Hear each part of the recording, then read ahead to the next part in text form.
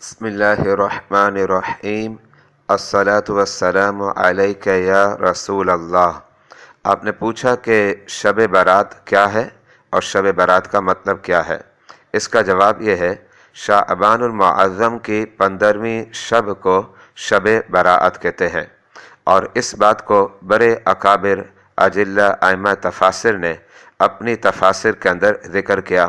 مثال کے طور پر سورہ دخان کی آیت نمبر 2 اور 3 کے تحت علامہ قرطبی اپنی تفسیر قرطبی میں اس بات کو لکھتے ہیں کہ وَلَهَا أَرْبَعَةُ أَسْمَاء، فرمایا شعبان المعظم کی جو 15ویں شب ہے اس کے 4 نام ہے، اور ان 4 ناموں میں ایک نام ذکر کیا لیلۃ البراءت، جس کا مطلب ہے شب براءت۔